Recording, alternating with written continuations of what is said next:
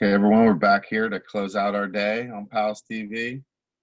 I hope you've been enjoying the breaks and the ability to kind of talk and mingle a little bit in between these episodes. I think that's really cool. So continue to give us our feedback, though, and give us an idea of what you're looking for, or if there's anything we may be not bringing you yet here on PALS TV that we can try to add in our future segments. I know Caitlin talked to me about some trips to Creekside and other things like that, so we'll look into that here soon. But now we're going to be heading over to Columbus and joining Phil for some poetry, do our poetry hour. Done a great job reading us different poems, so we really appreciate him coming on here and continuing to do that. So live from Columbus, we have Phil. Welcome back, gang. Aaron said, it is poetry hour again, so get ready. Always an exciting time to delve into literature. All right, so let's see where we want to start this time. I say we start same place we did before. You can't beat the Bard of Avon. Good old Willie Shakespeare. And you know what? Let's go with one you know. You've heard this, I don't know how many times, bits of it anyway. But we can get into the whole thing, and you'll hear the actual poem. This is Sonnet 18. Again, the sonnet's 14 lines, 12 in an A-B rhyme scheme, and then we've got what's called a heroic couplet at the end, just 2 lines that rhyme. And because it's Shakespeare, it's, of course, iambic pentameter, as always. That just means there's 5 double beats. And I am just fine, Alex. How are you? Wait, where are you? There you are. All right. You're doing good. Okay. Again, Shakespeare should not be the... He was writing to people, real working people. Just normal talk. Simple. Shall I compare thee to a summer's day? No, more lovely and temperate. Rough winds do shake the darling buds of May, and summer's leaf hath all too short a date. Sometimes too hot the eye of heaven shines, and often is his gold complexion dimmed. And every fair from fair sometimes declines, by chance or nature's changing course undrimmed. But thy eternal summer shall not fade, nor lose possession of that fair thou hast.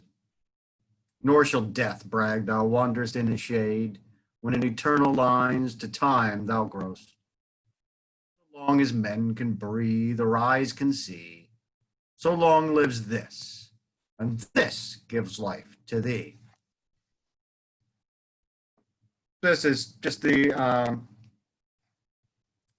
probably one of the most analyzed poems of Shakespeare, because you do it in high school a lot. It's a fairly simple one to get into for like a first Shakespeare thing. Some people would say you're pretty as a summer's day, but some summer days aren't that nice, and you're nice all the time. That's all he's saying there. He just took 14 lines to do it. All right, so that's our start. Anybody want to jump in? Anybody got anything they want to throw out? Caitlin's too busy on the phone. Not even paying attention. All right. So we've gone there. Let's go back to actual formal. Not just kind of sounds formal because it's Shakespeare, but somebody who wrote formally. This is William Blake. He is again English because that's what I read.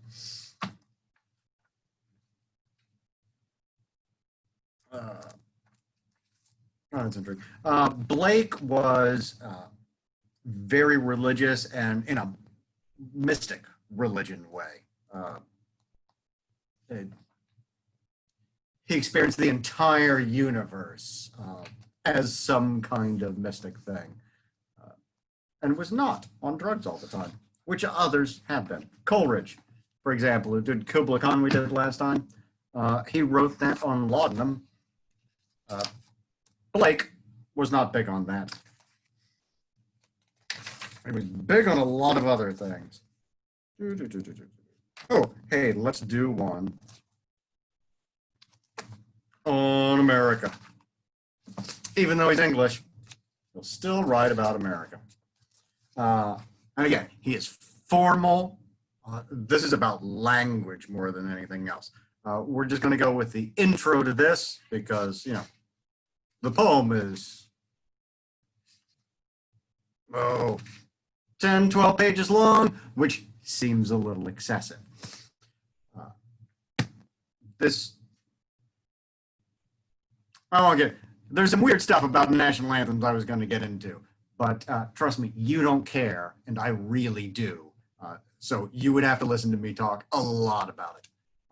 He wrote an interesting national anthem, which isn't, but is, and we'll not get into it. So, America, a prophecy, the preludium, or the prelude, the beginning part. What we're going to talk about before we get into the real poem. We're just going to do the prelude. The shadowy daughter of Urthona stood before Red Orc, when 14 suns had faintly journeyed o'er his dark abode. His food she brought in iron basket, his drink in cups of iron.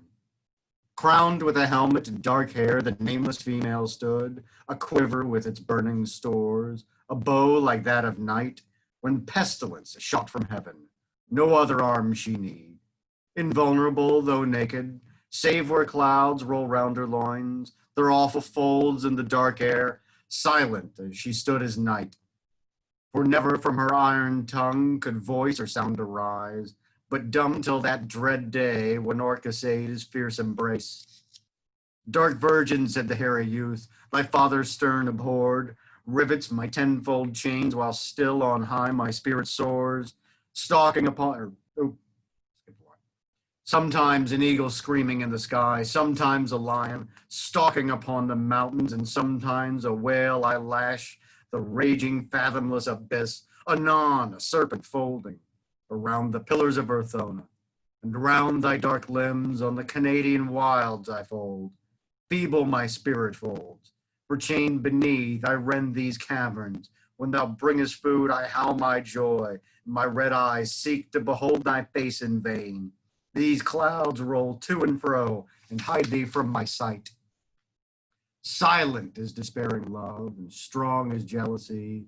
The hairy shoulders rend the links, free are the wrists of fire. Round the terrific loins he sees, the panting, struggling womb. It joyed. She put aside her clouds and smiled her firstborn smile, as when a black cloud shows its lightning to the silent deep. Soon as she saw the terrible boy, then burst the virgin cry. I know thee, I have found thee, and I will not let thee go. Thou art the image of God who dwells in the darkness of Africa, and thou art fallen to give me life in regions of dark death. On my American plains, I feel the struggling afflictions endured by roots that writhe their arms into the nether deep. I see a serpent in Canada who courts me to his love, in Mexico an eagle, and a lion in Peru. I see a whale in the South Sea drinking my soul away. Oh, what limb-rending pains I feel. My fire and my frost mingle in howling pains, in furrows by thy lightning's rent. This is eternal death, and this is the torment long foretold. The stern bard ceased, ashamed of his own song.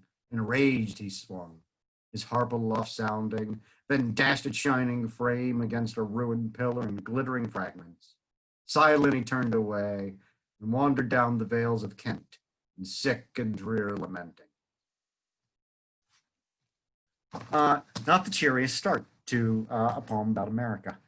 This is because William Blake, with his mystic religion and things like that, was a great believer in equality for all people, and was very upset that in the United States, where we were, all men created equal in our founding documents, and yet we had slavery, so clearly not equality. That upset him very much, and that's where he's talking, all that pain and the fire and the iron and the shackles. That is about how the poet, who he's pretending he's not, is upset that in this new wonderful country that's being born, there's slavery there and it doesn't work. But it doesn't fit the ideals of what they were talking about.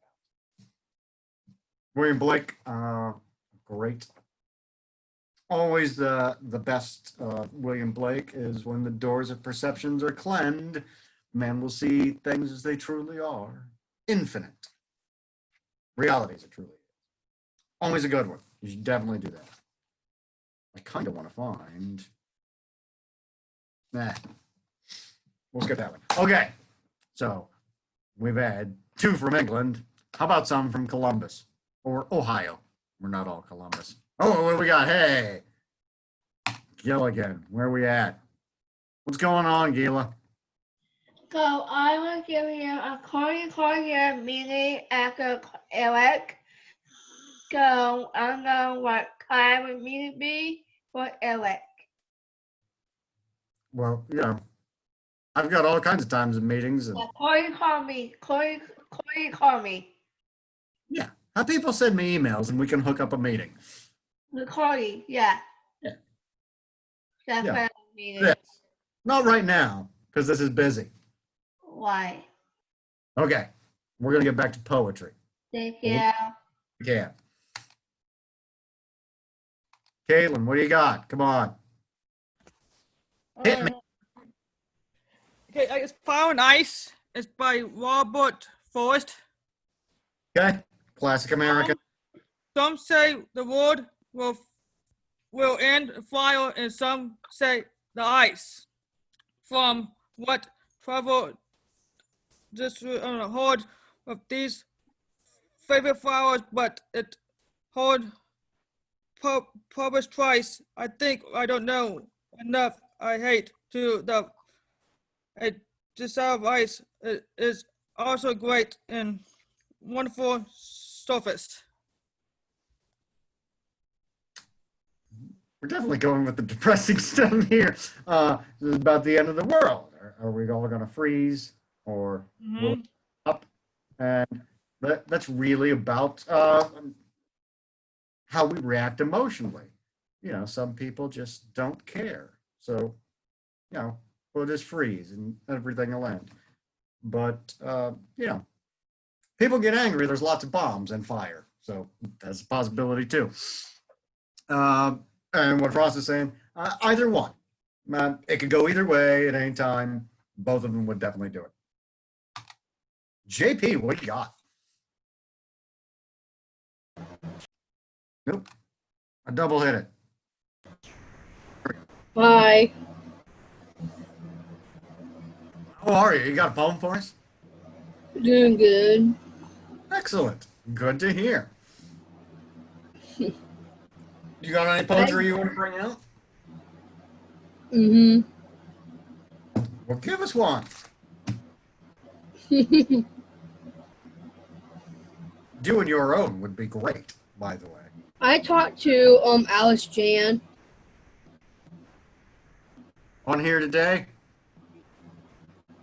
Yeah, for Alice Jan. I want to talk to him. Yeah. But we'll have time to chat when we get done with this. At the end of the day. He'll definitely be here as much as he can. All right. Anybody else got Mara? Anybody else, Mara, have a poem they want to do right now? Mara. Nothing? You're going to wait? All right. Perfect. So I wrote my own. Excellent. Always a good time. Can you hear me all right? I can hear you perfectly. Everybody else good? All right. Yeah, they're all good. Okay. It's called One Side Step Closer. Rising before bronze, hope's horizontal. Swaying linens whisper promise, aromatherapy of vanilla-scented wildflowers. Balancing one side step closer. Shuffling stillness, perched between windowsills. Doing our best to cradle homegrown lessons, feathered from unseen places, wandering further over. shifting soothed upon lingering cadence, parched by patching linked corners, floating above patterned distances, collecting chosen quarters. Squinting lashes yawn, left behind by steeped edges, while listening to vinyl recorded legends. Wider range spread of panoramic vision, sharing pixel lenses. Awaiting patiently for the gilded pendulum arrowheads to resist oscillating, curving oceanic poles, drawing in rays of gravity, tapping crescent rhythm sigh between silhouetted fantasies, reflecting gabled abodes like plaid-lined hammock canopies. Come on, guys. Now, come on, Caitlin. I know you're paying attention. There we go. Most excellent, Mara. Thank you very much for sharing. We're always particularly happy to hear stuff we write ourselves. I can pretty much get, no matter how long we do this poetry hour, you will never hear me read anything I write myself, poetry-wise, because anything that I write, you just can't say. It's all visual and weird. So maybe I'll show one at some point. Let me do that. Anybody else? Or anybody want to do another one? Hey, Rod Stewart. Wait. Caitlin, does Ron Stewart have a poem? No. One called Maggie May? Yeah. Right. Let me go that. I think that'll work. We can do some rocks, Roth. As you might guess from the outfit last time, which I'm not wearing this time, and because I said it several times, I'm a big fan of the beats. This is a collection of a bunch of them. Kerouac, Ginsberg, Burroughs, all of them.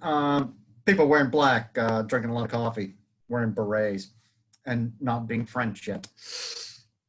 Pretty much where the whole clicking thing came from. And where the hippies started before that movement came along, we had the beats first. So in that thing, we got Kenneth Roxroth doing Thou Shalt Not Kill. This is a very much a prelude into the hippie movement and the anti-war. He is upset about the death that he sees around him in wars, when it's not wars, when it's just people, things like that, and not just violence, but when you allow people to starve, when we don't help each other, and that causes sometimes just slow death. But he is worried about this, so this is the first part of his poem, letting us know that we need to be doing something about this. It's not sadness, it's a call to action. This is the anger that he feels and we need to go do something. This is where he's starting. They're murdering all the young men for half a century now, every day. They've hunted them down and killed them. They're killing them now. At this minute, all over the world, they're killing the young men. They know 10,000 ways to kill them. Every year they invent new ones. In the jungles of Africa, and the marshes of Asia, and the deserts of Asia, and the slave pens of Siberia, and the slums of Europe, in the nightclubs of America, the murderers at work. They're stoning Stephen. They're casting him forth from every city in the world, under the welcome sign, under the Rotary emblem, on the highway in the suburbs. His body lies under the hurling stones. He was full of faith and power. He did great wonders among the people, and they could not stand against his wisdom. They could not bear the spirit with which he spoke. He cried out in the name of the tabernacle of witness in the wilderness. They were cut to the heart. They gnashed against him with their teeth. They cried out with a loud voice. They stopped their ears. They ran on him with one accord. They cast him out of the city and stoned him. The witnesses laid down their claws at the feet of a man whose name was your name. You. You were the murderer. You were killing the young men.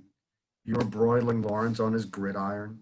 When you demanded he divulge the hidden treasures of the spirit, he showed you the poor. You set your heart against him. You seized him and bound him with rage. You roasted him slow on a fire. His fat dripped and spurted into flame. The smell was sweet to your nose. He cried out, I'm cooked on this side. Turn me over and eat. You, eat of my flesh. You were murdering the young men. You were shooting Sebastian with arrows. He kept the faithful steadfast under persecution. First you shot him with arrows, then you beat him with rods, then you threw him in a sewer. You fear nothing more than courage. You turn away your eyes at the bravery of the young men. You, the hyena with the polished face and bow tie, in the office of a billion-dollar corporation devoted to service. The vulture dripping with carrion. Carelessly and carefully robed in imported tweeds, lecturing on the age of abundance. The jackal in double-breasted gabardines, barking by remote control in the United Nations. The vampire Pat, seated at the couch head, notebook in hand, toying with his deseberator. The autonomous ambulatory cancer, the superego in 1,000 uniforms. You, the finger man of Behemoth, the murderer of the young men. As again, as our world is not set up for truth and beauty.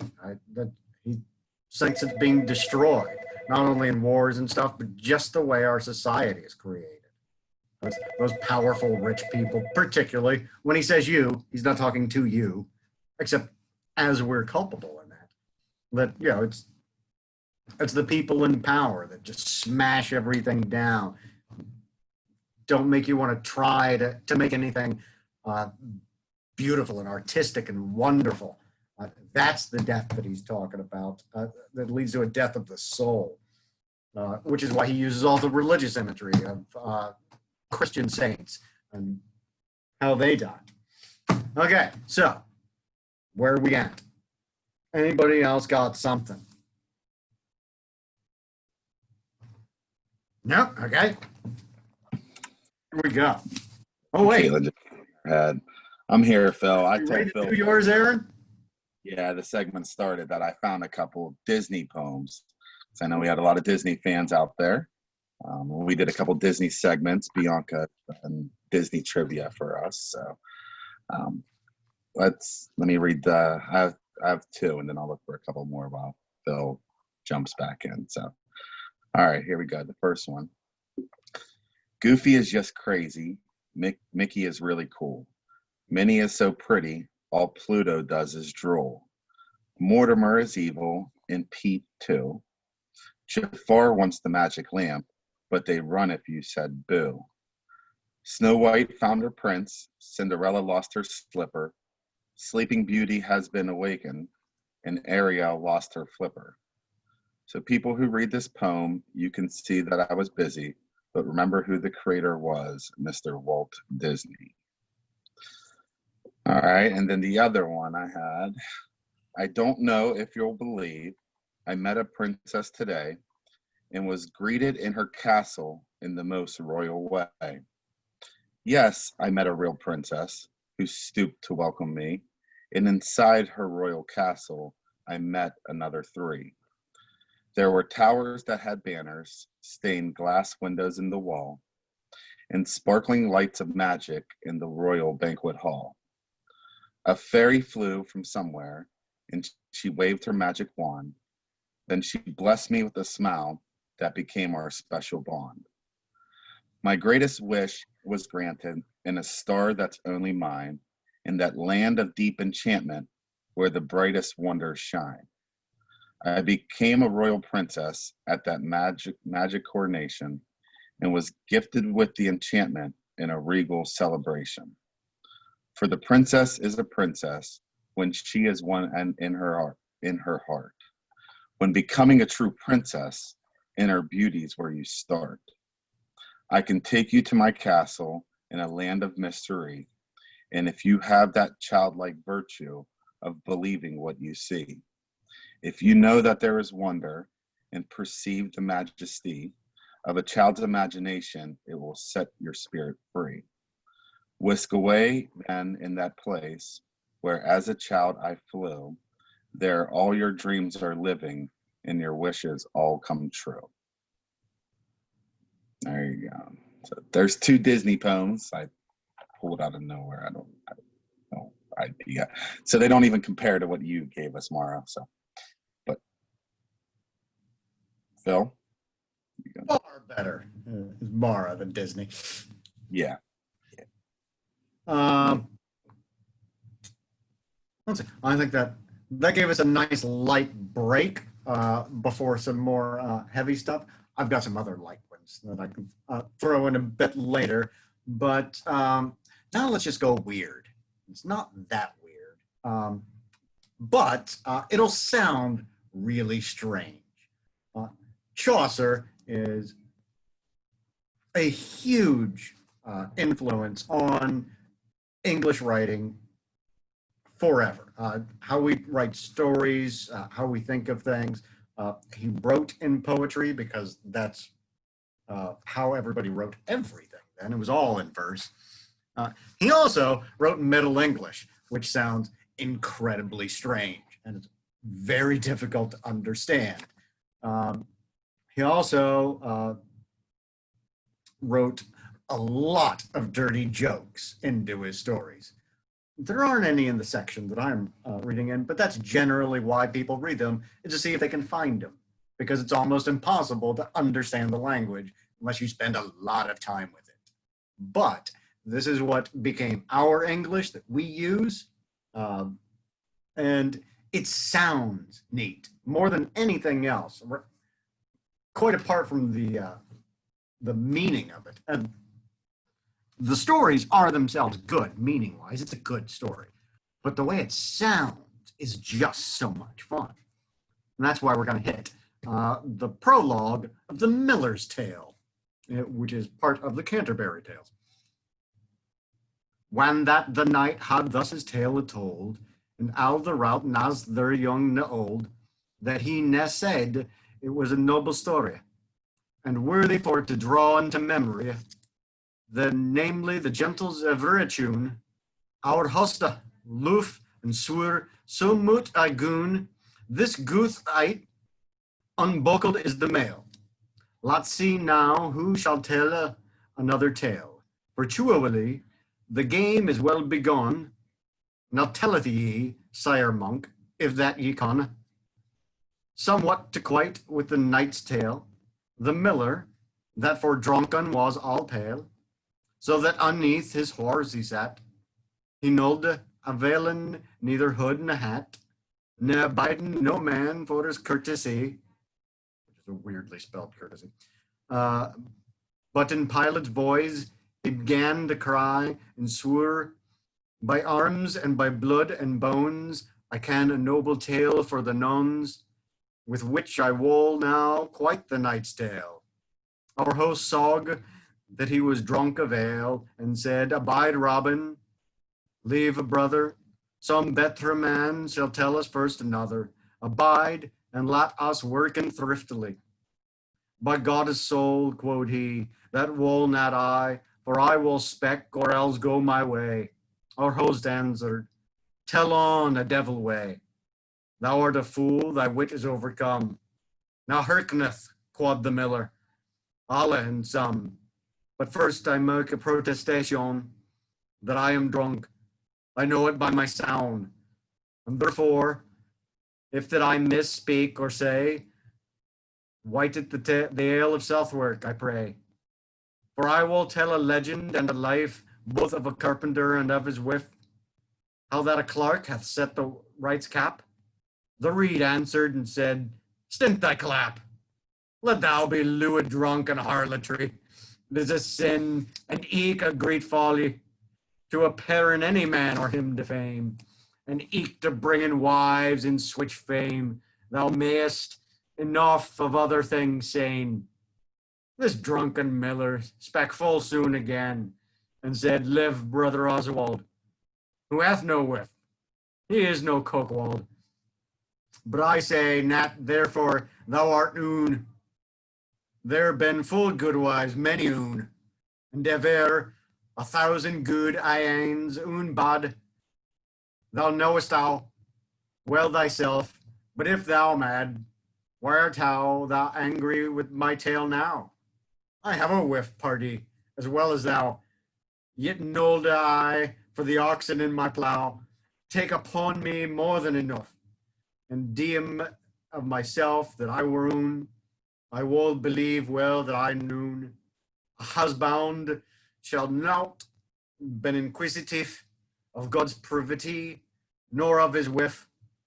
So may find God's voice on there of the remnant needeth not enquire. What should I more sane but this miller? He knolled his words for no man forbear, but told his churlish tale in his manner. Methinketh that I shall rehearse it here, and therefore every gentle wight I pray, deemeth naught for God's love that I say of evil intent, but for I moot rehearse her tales all, be the bet or worse, or else falsen some of my matter, and therefore whoso list it naught ye hear, turn over the leaf and cheese another tale, for ye shall find you now great and smell of storial thing that toucheth gentlest, that eke morality and holiness blameth not if me if that ye chest miss. The miller is a churl, ye know well this. So was the reeveek, and other mo, and arletry. They told them both to. Adviseth you, and putteth me out to blame, and eke men shall not make an ernst of game. So, a great story. This is a classic. And again, it's just a prelude. There's a bunch of people that are on a pilgrimage and they gather in an inn and they just start telling stories as they travel. Right now they're in the inn and say, hey, let's tell a story. And Mo says, I got a story. The guy says, well, no, I want a story. You're drunk. And the miller said, I know I'm drunk, but I've got a really good story. So I'm definitely telling my story. So classic. Always good to read. Just if you like language, just to read it for the sound, and you can see where English came from and how it changes over time, which is probably why I read it most. Alex, what do you got? All right, Jessica. Are you guys just going to chat, or you got a poem? Yep. Yeah, just chatting. All right, hang on. We're doing poetry. Amber, you're grinning. You got a poem? What do you got? What do you got? Come on. Hit me. Hit me. Nothing. Fine. All right. Let's go with some general classics. Nothing, Bill. What? Nothing. Nothing. Fine. All right. Caitlin, were you just waving? You got something else? You sure? I definitely saw that hand up. Okay. So we can go with my favorite of all time. Other people say this poem differently. I think much like Dr. John Cooper Clarke, who we did last time, and I had to stand up to do because he's a performance piece. I think that this is also a performance piece. I've been reading this poem since I was a very tiny child, or had people reading it to me, or just telling it to me. So I just know it in my head, and it's quite short, so it's easy to memorize. Wee Willie Winkie ran through the town, upstairs and downstairs in his nightgown, rapping at the windows, tapping at the locks. Are the children all abed? For now it's 8 o'clock. Which I just really like. It's got a nice sound to it. It's brilliant. I love that poem. All right. Anybody else got anything? Does anybody want to follow that up with Fuzzy Wuzzy? Because that's my second favorite. All right, I'll do Fuzzy Wuzzy. Okay. Fuzzy Wuzzy was a bear. Fuzzy Wuzzy had no hair. I guess Fuzzy wasn't very fuzzy, was he? It's just got such a nice sound to it. It's so round. Right. I kind of want to go back to Shakespeare after that. Or we could do Coleridge. Yeah, let's do Coleridge because I'm trying to remember the Macbeth soliloquy from Tomorrow and Tomorrow. I can't remember the end in my head as I'm thinking about it. I don't want to leave you without the end. That just wouldn't be right. Oh. It said Shakespeare here in my Coleridge book. I forgot he did literary criticism. There we go. Christabel, Ludi, Fears and Solitude, Wandering King, Kubla. Always good. All the Lines, Dejection. That's depressing. Two Wordsworth, The Hunting Song. I just saw this thing. Where was that? Nightingale. Oh, I went too early. All right. If you like metal, Iron Maiden did this poem, which is a very long poem. It's like a 13-minute song. It's brilliant. We're just going to go over the beginning, and then we'll jump to the end. Yep. Okay. And I'll tell you what happens in the middle. It's a great story. So, The Rime of the Ancient Mariner in 7 parts. I'm not doing all the parts. Samuel Taylor Coleridge. A classic epic poem. It is an ancient mariner, and he stoppeth one of 3. By thy long grey beard and glittering eye, now wherefore stoppest thou me? The bridegroom's doors are open wide, and I am next of kin. The guests are met, the feast is set, mayst hear the merry din. He holds him with his skinny hand. There was a ship, quoth he. Hold off, unhand me, grey-beard loon, eftsoons his hand dropped he. He holds him with his glittering eye. The wedding guest stood still, and listened like a 3 years child. The mariner hath his will. The wedding guest sat on a stone, he cannot choose but hear, and thus spake on that ancient man, the bright-eyed mariner. Okay, so there's this guy, he's going to a wedding. He's the best man at a wedding. And some crazy sailor, old dude, comes charging up and says, hey, stop. And he says, hey, I got to go to the wedding. What are you stopping me for? And he says, I got to tell you something. He said, this guy looks like he just crawled out of a pit of garbage. But he's staring at me and I can't not listen to him. And so the mariner tells his tale. And the mariner's tale is basically, he was on a ship with a bunch of other people because ships have a lot of people. And while he was on the ship, they were sailing, and he saw an albatross, which is a great big giant white bird, and he shot it. And the albatross dies, and all sorts of bad stuff starts happening in the ship. And they say, hey, you, mariner, this is all because you shot the albatross. Everything's going bad. We're running out of water. We can't get anything. So they take the albatross, and they put a rope around it, the dead one, and they hang it around the mariner's neck. And then, as things go by, the personification of death and life and death show up, and they're playing dice. Everybody on the ship dies of thirst. What's the... Oh, man, I can't think of it. There's a better word for dying of thirst. Man, I can't think of it at all. Like starvation for hunger, but for thirst. Anyway, except the mariner, he lives, and he's on a ship. There's water all around him, but he can't drink any of it. He's like, oh, all my friends are dead, and this is all because I shot this bird. And finally, after days and days and days and days of this, he says, boy, I am really sorry for shooting that bird. I am never going to do this again. I will be kind to all living creatures. When he says that, this magic spell that they put on, as Iron Maiden says, and then the spell starts to break. The albatross fell from his neck, sinks down like lead into the sea.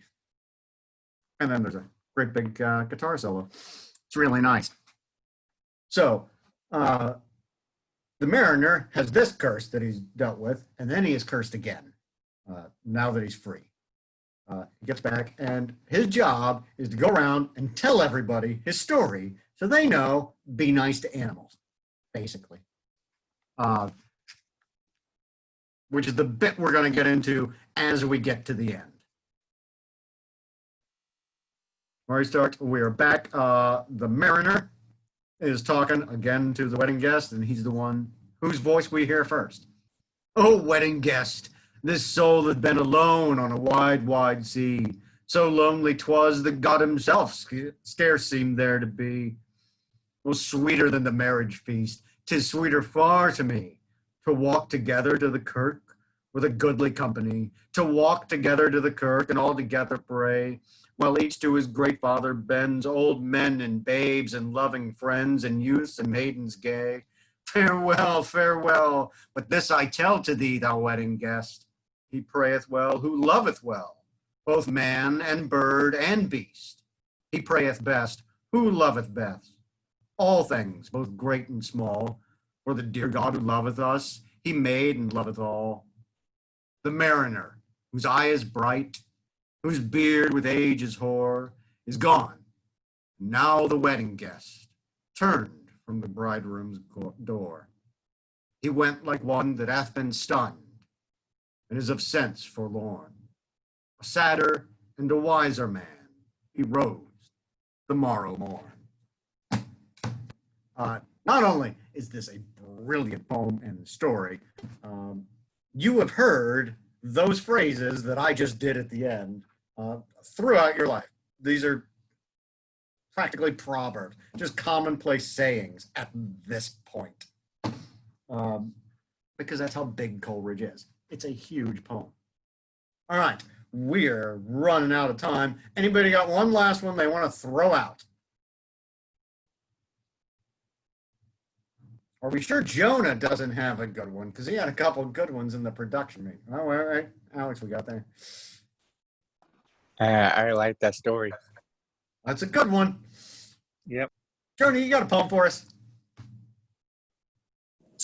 I did a poem, I think on the last poetry one, but let me see. There was one that I did not share last time.